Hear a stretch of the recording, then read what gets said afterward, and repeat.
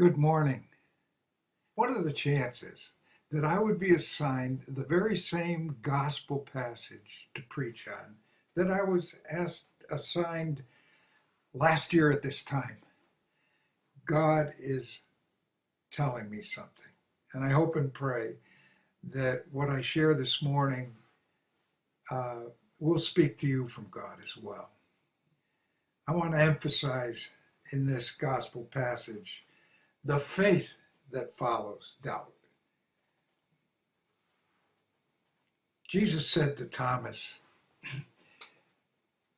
"You have trusted me because you've seen, you've touched. Blessed are those who, not having seen, still trust in me." Years ago, I was given the responsibility to coordinate this national mission. And we're doing a conference, and I was trying to get the leaders to do their jobs before this conference happened, and it was getting closer and closer. And I'd send out these emails, and nothing would come back. I'd say, "Please," in capital letters, "respond. Are you hearing me? Are you doing anything?" And I was sitting out on my deck, and one morning, and I just, yeah, in the presence of God. And all of a sudden, I got this quiet. And God said, Jack, you have no idea what I'm doing behind the scene, SEEN. Oh my. That was a life-changing message from God, I'll tell you. And I've had to return to it many a time, as I tend to. After college the first time,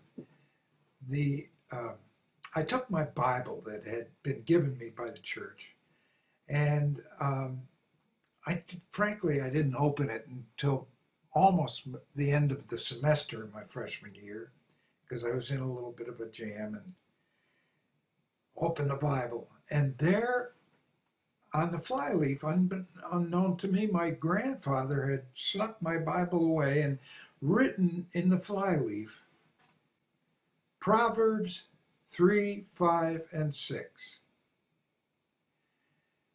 Tested and tried. C.S. McDowell. He signed it. Tested and tried. This 84-year-old guy with a track record. Tested and tried. What was the verse? Trust in the Lord with all your heart. And don't rely on your own understanding. Trust. Don't rely on needing to understand what's happening, understand God, your own understanding. Why? Let go. Trust me with all your heart. Let go and let God.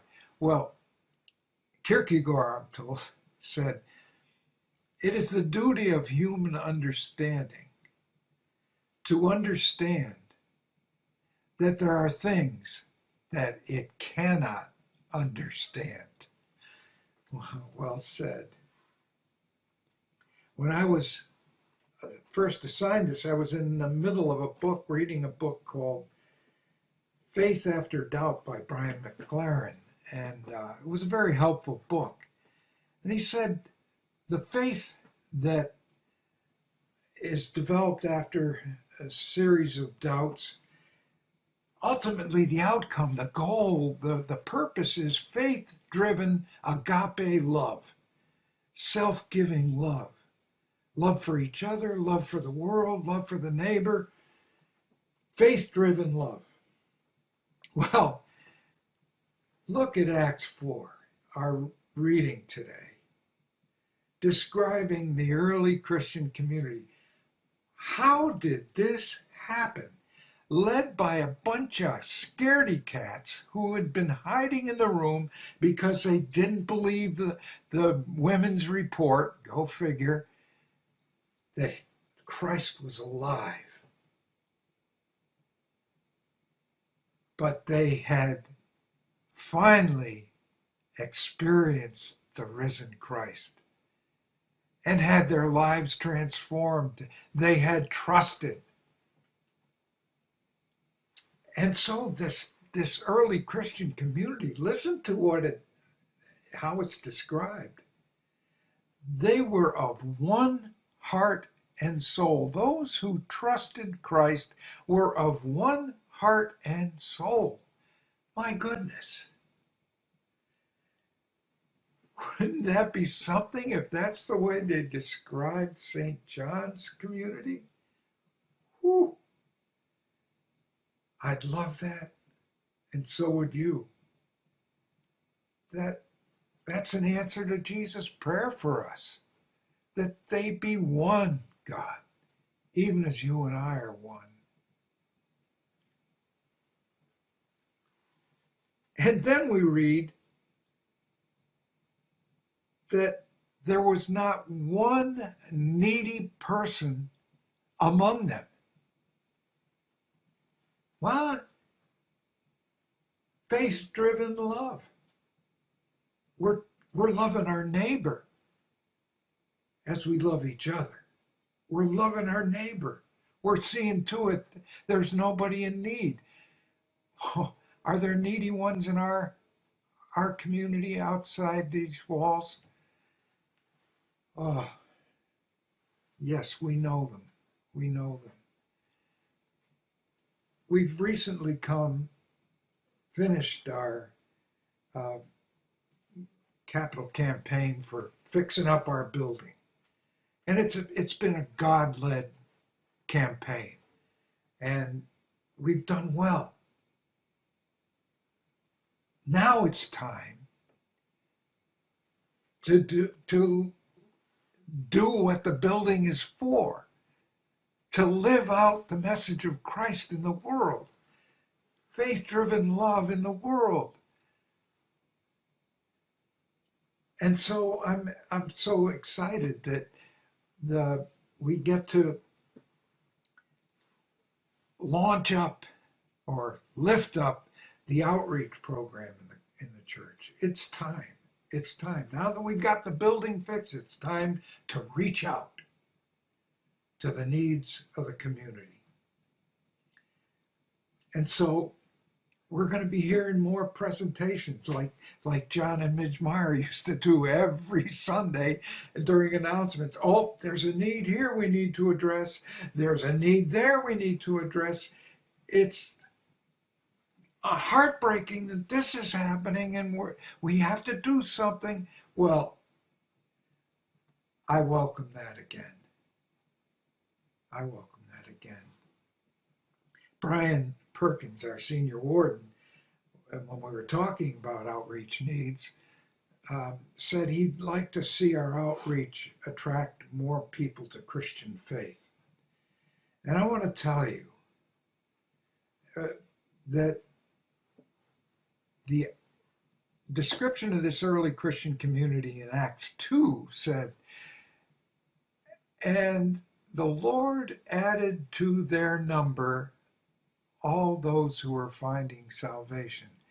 As many as 3,000 people in a day? Wow. Because people saw a living demonstration of what the love of God would do in a life and amongst a people. Attractive.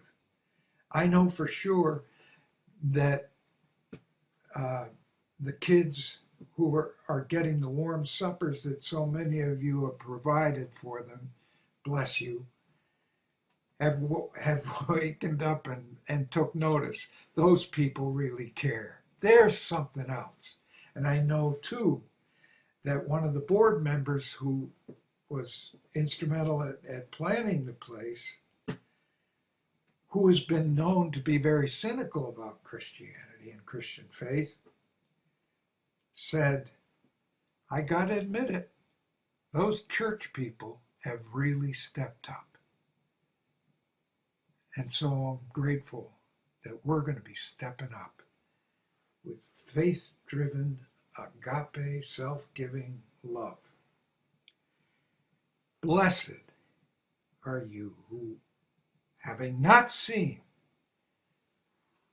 have trusted Christ with your whole hearts. And blessed be the world around you, who are experiencing your faith-driven, self-giving, wholehearted love. Amen.